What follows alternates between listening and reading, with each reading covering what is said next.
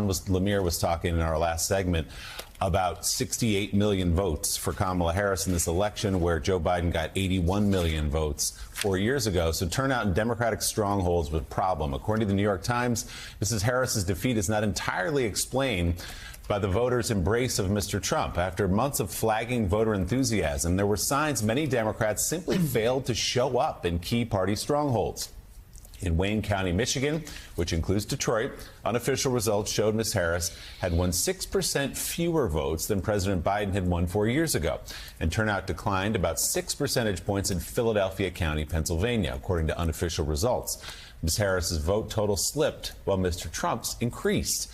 But the common thread among those who did gravitate toward Mr. Trump appeared to be a working class identity, regardless of neighborhood. And Jeremy Peters, that is the thread. Through race, through identity, through everything else, prices were too high. They didn't believe that Kamala Harris, who was attached to Joe Biden, was going to help them improve their lives, and they're willing to take a shot that Donald Trump will. Right, Willie. Presidential elections, as we all know, are often referenda on the incumbent.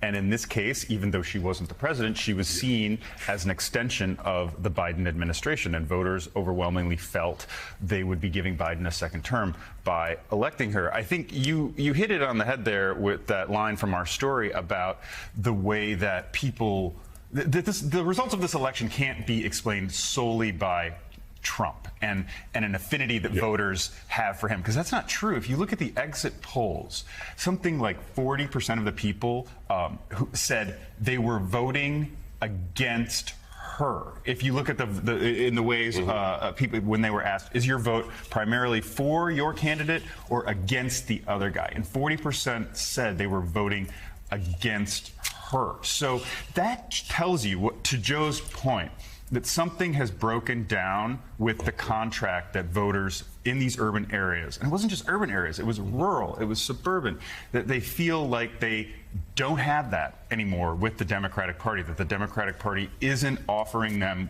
the ticket to a more comfortable life, a better life, one where they can afford a house, where their rent isn't soaring, where groceries aren't so high, one where they feel like the country is headed in the right direction and their politicians are looking out for their values. I think you can't have this conversation about 2024 without first having a conversation about what happened in 2020 in the Democratic primaries and how far away from the average voter Democrats got. How far away from that's an interesting question. That figure about voting against Kamala Harris. So do we have a sense of, is that because of her identification with the Biden administration? Is that because of who she is or who she has painted, who she was painted to be?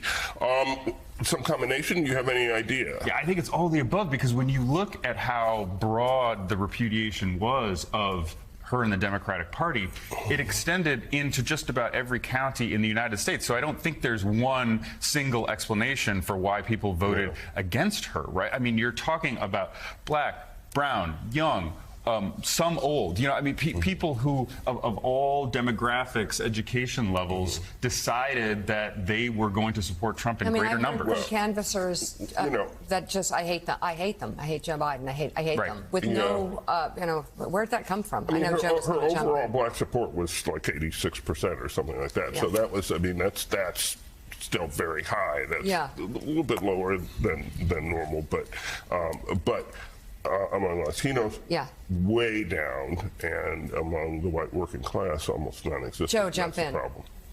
Well, I want to bring in David Drucker. David, I keep looking over the map here, and I keep looking, of course, in the blue wall states, they were all competitive. They really were. I mean, you're talking 2 points about in Pennsylvania, about 1.5 in Michigan, 1 in Wisconsin. That truly ended up being her only way forward. What I'm looking at, though, is the larger map, looking at the United States as a whole and looking at some of these states that, like, for instance, Texas. Texas is a state that Democrats have believed for 2 decades now they were going to catch up with the Republicans on because of the changing demographics. There's a state last time, I don't know, maybe it was 6 points, 7 points, but they were making progress in Texas. It had gone from 12 points to 9 points, I believe 6 points. Donald Trump wins Texas by 14 points, despite the fact a lot of the suburbs of Dallas have turned from red to blue. You go to the state of Florida. Florida is a state that Democrats were shocked by 4 years ago because Joe Biden lost by 3-4 points in the state of Florida. Florida is a state now that has been flooded by Republicans from the Northeast and has turned the brightest shade of red. 14-point victory for Donald Trump from 3.5 points for Joe Biden, which Democrats saw as a disaster. The 14 points, 14 points for Kamala Harris. You go up to Ohio. Ohio is a state that Barack Obama won. That was a Democratic-leaning state in 2008, 2012. That is a state that just keeps getting more red by the year. That is a 12-vote difference. You take Florida, Texas, Ohio, 3 of the bigger states in America, and with Texas and Florida, 2 of the fastest-growing states in America. I love talking about how Texas now has a larger GDP than Russia. A lot of people that don't want to pay taxes in California, they go to Texas. So you have all of these things happening. And yes, the 3 blue wall states still competitive, but you can't even call them the blue wall states anymore. They're more red than blue. And forgive me, I just want to go one bit deeper, though, because people will say, and they will be right, and yet the Democrats held on, won the Senate in Wisconsin, won the Senate race in Michigan, and just may keep it close enough for a little while longer for Casey to get even closer to McCormick, though it looks like McCormick's going to win that for the Republican Party. But those states are still fairly competitive, and Gallego in Arizona may win that. So I'm throwing a lot at you, but while there are still competitive races and other Democratic candidates are doing well in places, I'm looking at states like Texas. I'm looking at states like Florida. I'm looking at states like Ohio that have gone deep red and may never come back for Democrats. Well, look, Joe, victory and failure in politics is often overinterpreted, which is why we end up with these wild swings back and forth. But I will say, in some ways, I think once we're done sifting through all the numbers, and it's going to take some time, we're going to find out that this was rather uncomplicated. When voters, number one, worry that they can't afford to eat and worry about their own public safety, meaning they're worried they're going to get physically harmed, they're going to vote for the party that they think is going to do a better job, or they're going to vote against the party that they think is responsible or not doing enough about these conditions. And we had skyrocketing inflation during Biden's presidency. And even though inflation is down, costs have not yet caught up. They will, but they haven't. And the Biden administration made decisions via executive authority about how it wanted to handle the southern border with Mexico that resulted in a lot of people being here illegally, and people were very unsettled about it, and that included more than just conservative Republicans. And then an additional thing, which is something which has been happening over the past several years, but I think during the pandemic was really exacerbated, is that on cultural issues that go beyond abortion rights and things of that nature, there are a lot of voters that are not necessarily Republicans, but have not been comfortable with how they believe the Democratic Party has approached things like trans rights and things like that, particularly as it relates to what goes on in public schools.